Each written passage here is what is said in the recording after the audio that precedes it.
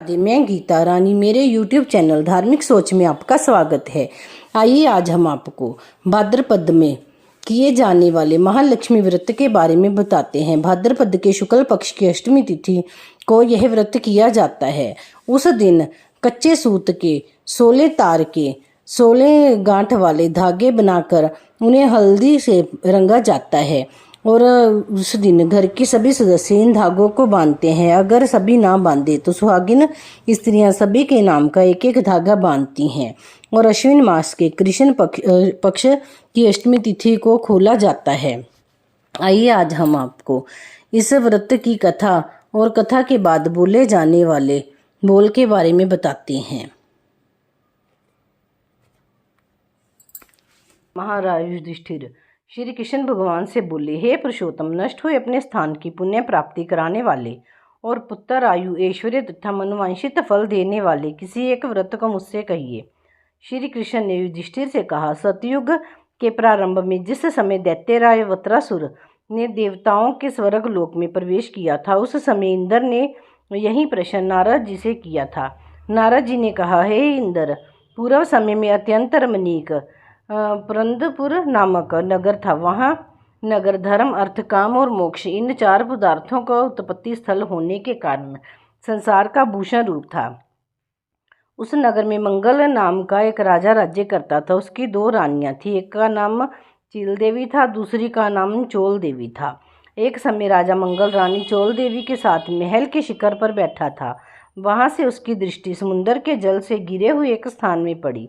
उसे देखकर अति प्रसन्न चित्त राजा ने हंसकर चोल देवी से कहा, हे चंचलाक्षी, मैं तुम्हारे लिए नंदन वन को भी ले जाने वाला एक बगीचा बनवा दूंगा। राजा के वाक्य को सुनकर रानी ने कहा, हे कांत, ऐसा ही करिए। तदनुसार राजा ने उस स्थान पर एक बगीचा बनवा दिया। थोड़े ही समय में बगीचा अनेक वृक्षों, लता, फूलों तथा पक्षियों से संपन्न हो गया। एक समय उस उद्यान में एक विकराल शरीर वाला मेघ तुल्य शुक्र आ गया। उसने वहां आकर अनेक वृक्षों को तोड़ डाला तथा उस उद्यान को नष्ट भ्रष्ट कर दिया। काल तुल्य उस शुक्र ने कई रखवालों को भी मार डाला। तब उद्यान के रक्षक भयभीत होकर राजा के पास गए और सब हाल कह सुनाया। ये बात सुनकर राजा ने अपनी सेना को आज्ञा दी कि शीघ्र जाकर उस शुक्र को मार डालो। तदंतर राजा भी एक मतवाले हाथी पर सवार होकर उद्यान की ओर चल पड़ा। सेना ने शुक्र को चारों ओर से घेर लिया। तब राजा ने उच्च घोष करके कहा कि जिसके रास्ते से यह शुक्र धाम निकल जाएगा, उस सिपाही का सिर शत्रु की भांति काट डालूंगा। लेकिन वह शुक्र उसी मार्ग से निकल गया जिस मार्ग से राजा खड़ा था तथा उस घोर वन में राजा एकाग्रचित्त होकर उस शुक्र को ढूंढ रहा था। एकाएक शुक्र से सामना हो गया। तब राजा ने बाण से उसे घायल कर दिया। बाण के लगते ही शुक्र अपने अधम शरीर को छोड़कर दिव्य गंधर्व स्वरूप को धारण कर विमान पर जा बैठा। गंधर्व बोला, हे महिपाल, आपका कल्याण हो। आपने मुझे शुक्र योनि से छुड़ाया, सो बड़ी कृपा हो। अब मेरा हाल सुनिए। एक समय ब्रह्मा जी देवताओं से घिरे बैठे थे और मैं उनको तरह तरह के गुणों से युक्त गीत सुना रहा था। गाते गाते मैं ताल स्वर से भटक गया। इसी कारण ब्रह्मा जी ने मुझे चित्ररथ गंधर्व को शाप दे दिया कि तू पृथ्वी पर जाकर शुक्र होगा। जिस समय राजाओं का राजा मंगल तुझे अपने हाथों से मारेगा, उस समय तू शुक्र योनि से छूटकर फिर इस गंधर्व योनि को प्राप्त होगा। अतएव हे महीपते, इस योनि में आया था, आज अपने हाथ से मरकर, आपके हाथ से मरकर शुक्र योनि से छुटकारा हो गया है। अब मैं प्रसन्न होकर देवताओं को भी दुर्लभ एक वर देता हूँ। उसे स्वर्गीय कार्य करिए। धर्म, अर्थ, काम तथा मोक्ष को देने वाला यह एक महालक्ष्मी व्रत है।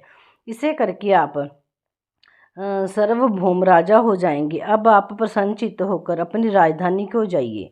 नारद जी कहते हैं, चित्ररथ गंधर्व तत्क्षण अंतर्ध्यान हो गया। राजा मंगल ज्यों ही चलने को हुआ त्यों ही एक बटुक बगल में शंबल मार्ग भोजन लिए दिखाई दिया। राजा ने बटुक से पूछा, तुम कौन हो, यहाँ किसी लिए आए हो? बटुक बोला, मैं अपने राज्य का एक ब्राह्मण बालक हूँ तथा आपके साथ साथ ही यहाँ आया हूँ। मेरे योग्य कोई कार्य हो तो बताइए। राजा ने कहा, आज से मैं तुम्हें नूतन कहूँगा। अगर यहाँ कोई जलाशय हो तो मेरे लिए थोड़ा जल ले आओ। बटुक राजा को एक बरगद के वृक्ष के नीचे बैठाकर स्वयं घोड़े पर सवार हो जल लेने आगे चल दिया। थोड़ी ही दूर जाने पर उसे एक अति रमणीक तालाब दिखाई दिया, मानो स्वयं भगवान विष्णु एवं लक्ष्मी का निवास स्थान हो। वह तालाब स्वच्छ जल से भरा हुआ था तथा कमल पुष्पों से सुशोभित हो रहा था। तालाब के किनारे अनेक स्त्रियां कथा कह रही थी। बटुक ने स्त्रियों को अपना परिचय दिया तथा उनसे व्रत कथा के बारे में पूछा। स्त्रियों ने कहा, हमने महालक्ष्मी व्रत किया है, सो उनकी कथा कह रहे हैं। स्त्रियों ने बटुक को व्रत की विधि तथा फल बताया। स्त्रियों ने कहा कि तुम इस उत्तम व्रत को करो तथा अपने राजा से भी कराओ। यदि कोई उत्तम व्यक्ति मिल जाए तो उससे भी व्रत कराओ, किंतु नास्तिकों के सामने यह व्रत कभी ना कहना। वह बटुक स्वयं पानी पिए एवं घोड़े को पानी पिला राजा के लिए जल लेकर घोड़े पर सवार होकर चल दिया। राजा को जल देकर उक्त व्रत का महात्म्य बताया और अनेक प्रकार की सामग्री एकत्रित करके राजा से व्रत कराया। तदंतर वह राजेंद्र घोड़े पर सवार होकर ब्राह्मण बटुक के साथ अपनी पुरी के निकट पहुंचा। अपने राजा को आते देखकर पुरवासियों ने तुरही आदि बाजाओं से बजाते हुए फूल मालाओं से उनका स्वागत किया। स्त्रियों के द्वारा फेंके हुए धान के लावों से पूजित हो उस ब्राह्मण बटुक के साथ राजा मंगल अपनी पटरानी चोल देवी के महल में गया। जाते ही रानी ने राजा के हाथ में एक डोरा बंधा देखा। इस पर रानी ने अत्यंत क्रोधित होकर कहा कि मालूम होता है राजा शिकार के बहाने किसी दूसरी स्त्री के पास गया था। उसी के सौभाग्य के लिए राजा ने हाथ में यह डोरा बांध रखा है। उसी का भेजा यह ब्राह्मण बालक भी मुझे देखने यहाँ आया है। ऐसा विचार करके चोल देवी ने राजा के हाथ में बंधा डोरा तोड़कर पृथ्वी पर डाल दिया। संयोगवश उस समय चिल देवी की एक दासी कुछ देखने आई थी। उसने वह डोरा उठाकर उस ब्राह्मण बटुक से उसका कारण पूछा। बटुक ने दासी को सारी बात बताई और व्रत के बारे में भी बताया। तब दासी ने चिल देवी के पास जाकर वह व्रत बताया और ब्राह्मण को बुलाकर विधिवत महालक्ष्मी जी का उत्तम व्रत पूजन किया। एक वर्ष बाद महालक्ष्मी के दिन चिल देवी के महल में बाजाओं का शब्द हुआ। यह शब्द राजा मंगल ने भी सुना। तब राजा को महालक्ष्मी के व्रत का ध्यान आया और वह बटुक से कहने लगा, अरे आज महालक्ष्मी की पूजा का दिन है, मेरा वह डोरा कहाँ है? वह पूछने पर बटुक ने चोल देवी के द्वारा डोरा तोड़े जाने की बात बताई। ये सुनकर राजा चोल देवी पर कुपित हुआ और कहने लगा, आज मैं चिल देवी के साथ ही पूजन करूँगा। तब राजा बटुक के साथ चिल देवी के महल में गया। तभी लक्ष्मी जी एक वृद्धा के रूप धारण कर चोल देवी के महल में उसकी परीक्षा लेने गई। चोल देवी ने वृद्धा को भला बुरा कहकर वहां से चले जाने को कहा।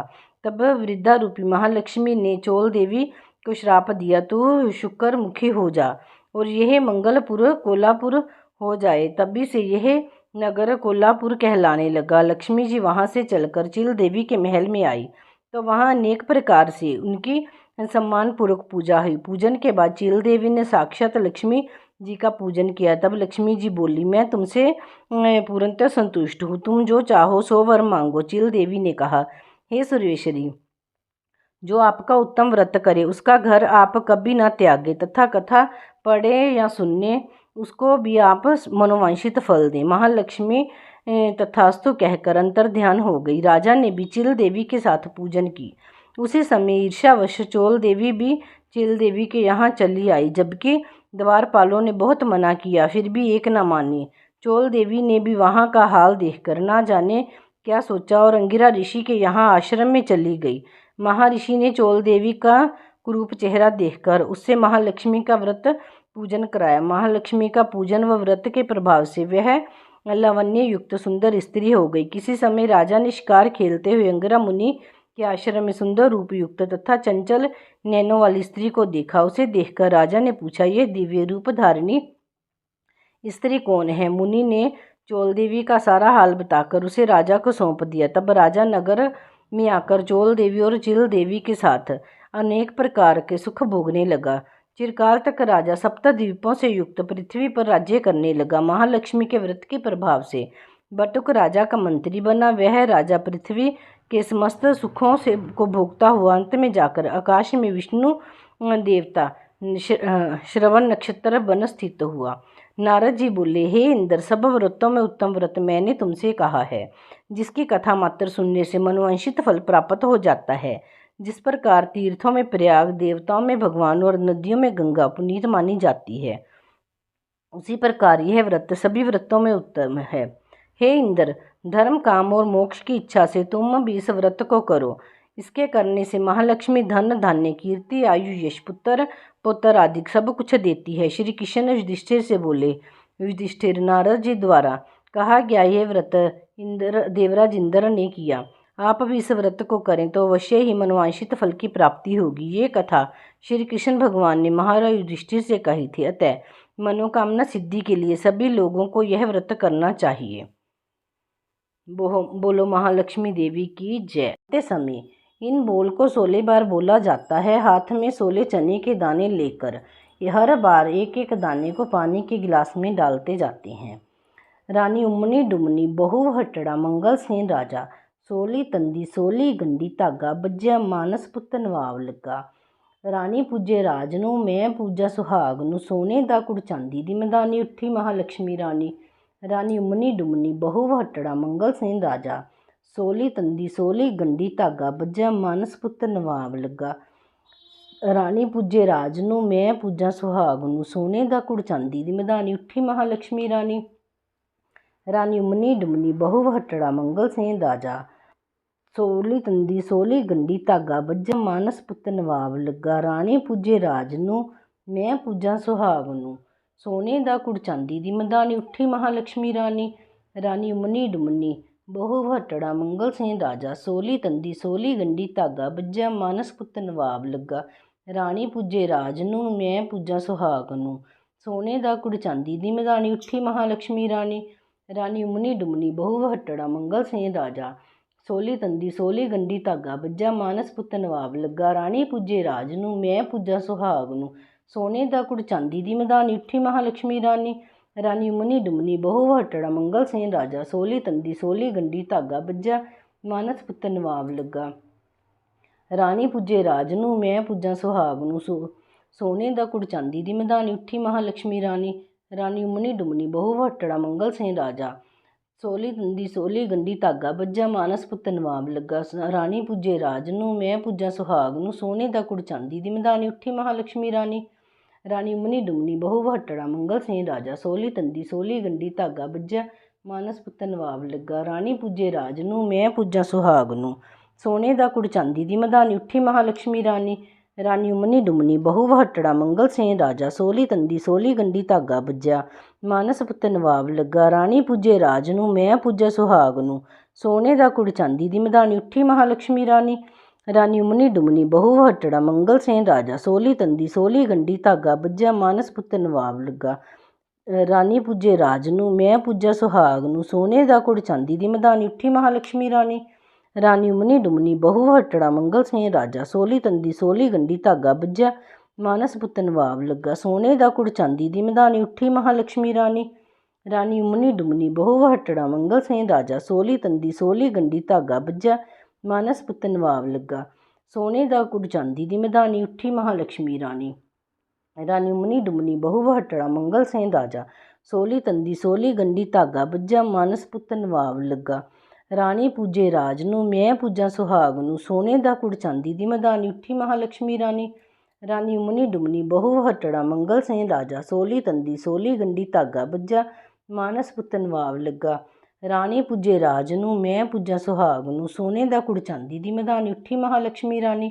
रानी उमनी डुमनी बहु हटड़ा मंगल सेन राजा, 16 तंदी 16 गंडी धागा बज्या मानस पुੱਤ नवाब लगा। रानी पूजे राज नूं मैं पूजा सुहाग नूं, सोने दा कुड़ चांदी दी मैदानी उठी महालक्ष्मी रानी। रानी उमनी डुमनी बहु हटड़ा मंगल सेन राजा, 16 तंदी 16 गंडी धागा बज्या मानस पुੱਤ नवाब लगा। रानी पूजे राज नूं मैं पूजा सुहाग नूं, सोने दा कुड़ चांदी दी मैदानी उठी महालक्ष्मी रानी। बोलो महालक्ष्मी की जय।